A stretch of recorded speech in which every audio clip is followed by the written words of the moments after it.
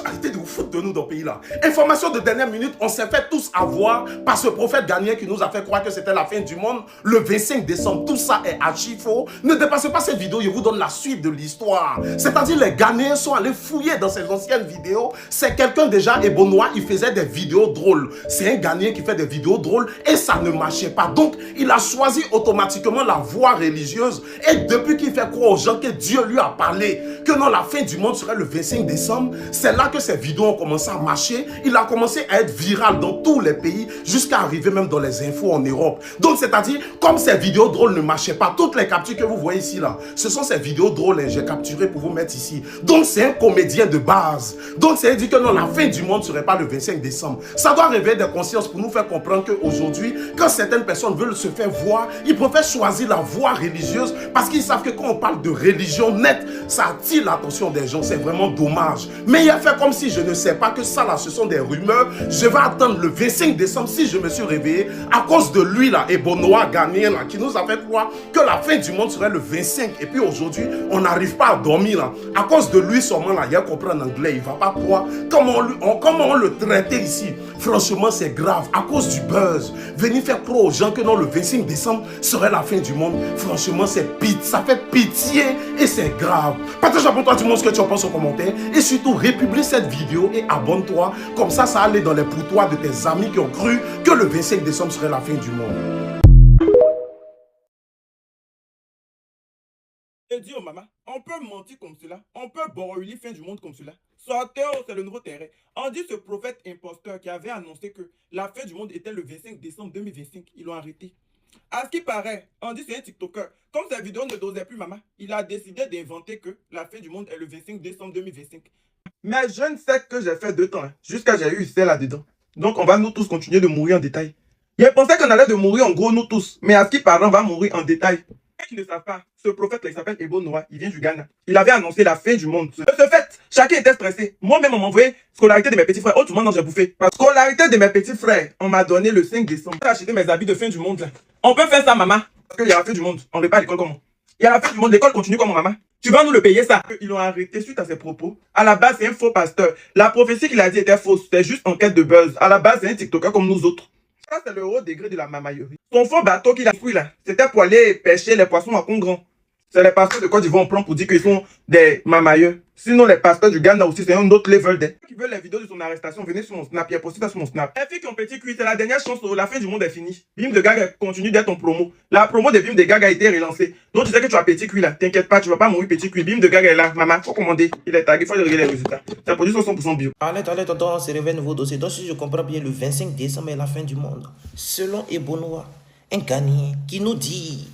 Dieu a agi dans sa vie comme un parfum de bonne odeur avec une parole divine qui vient du ciel, lui disant que le 25 décembre, le monde serait inondé. Donc lui, là, il a construit 8 bateaux.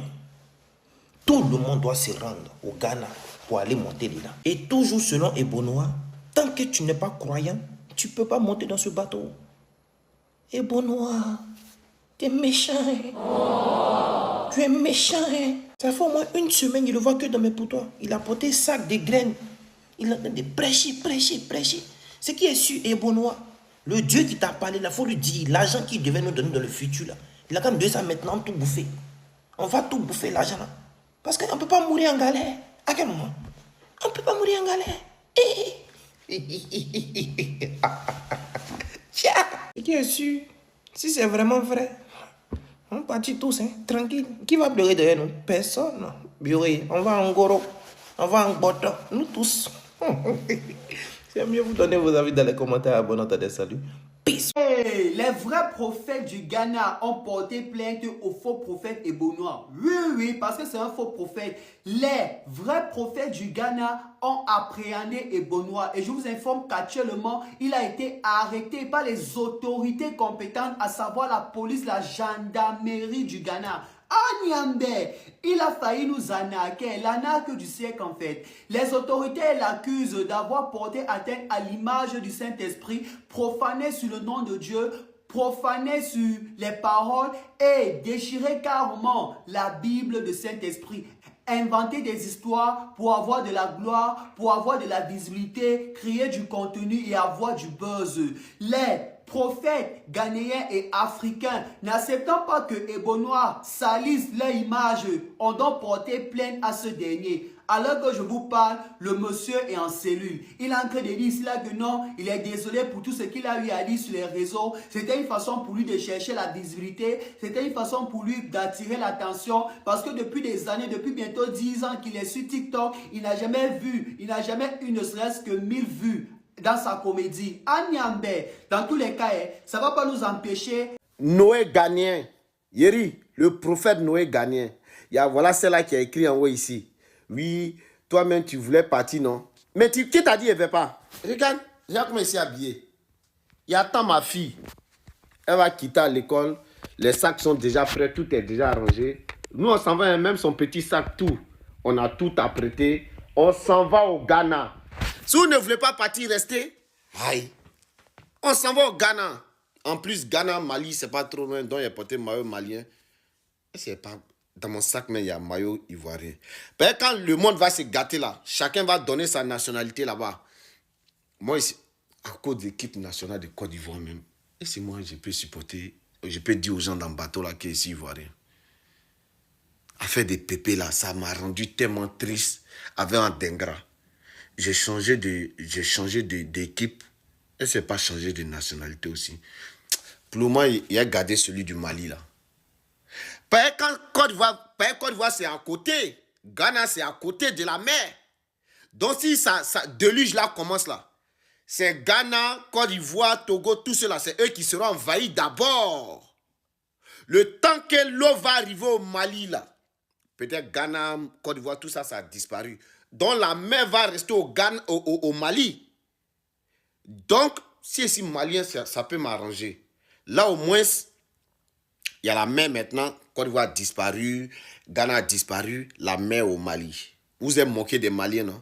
La mer du Ghanéen, là, ça dit, le déluge, là, ça va venir s'arrêter, pas au Mali. Et puis vous allez voir. Moi, il m'en va, hein? Moi, oui, il m'en va, là, il m'en va comme ça au Ghana. Vous n'avez pas vu, il a défait mes locks, tout et tout. Je me suis lavé, tout et tout. Là-bas, on dit, on ne va pas se laver. Donc, du coup, je me suis lavé, je me suis apprêté, je me suis mis eau propre, vous voyez. Tout est clean. Donc, si vous pensez que c'est faux, c'est pas un problème. Mais, lui là, moi je le crois.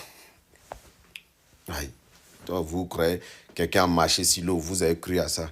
Quelqu'un a déchiré la mer avec bâton, vous avez cru à ça. Quelqu'un a changé de l'eau en vin, vous avez cru à ça.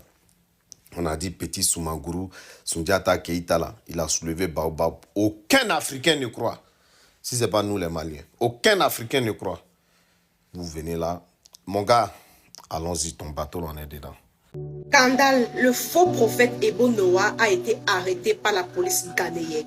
Ce monsieur qui disait que la fin du monde devait être le 25 décembre 2025 est en fait un menteur et un faux prophète. Cette pluie qui disait qu'il devait tomber pendant 3 ans était fausse. La prophétie était fausse. Il n'a jamais été un prophète. Il n'a jamais construit de bateau. Il n'a jamais construit d'arc. Tout ça était pour de la visibilité.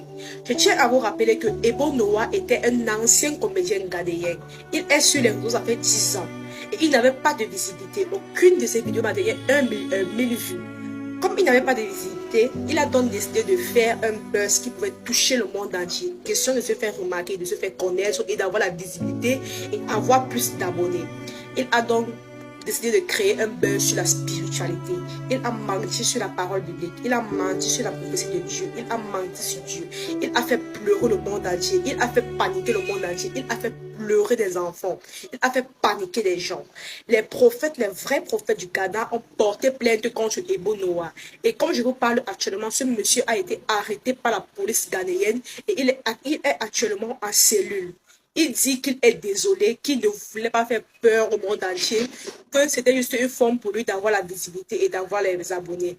Pouvons-nous pardonner au faux prophète Ebo Noah qui a joué avec la parole de Dieu, qui a joué avec le monde entier, qui a joué avec la prophétie, juste pour de la visibilité? Pouvons-nous le pardonner? Parce que actuellement que je vous parle là, il est en cellule. Lui, c'est un faux prophète. Il n'a jamais eu de visibilité. de prophétie, au fait. C'est un faux prophète. Pouvons-nous le pardonner? Parce que moi, je ne sais pas si je vais le pardonner, parce que moi, j'avais vraiment peur. Et vous, et toi, as-tu eu peur? Peux-tu le pardonner?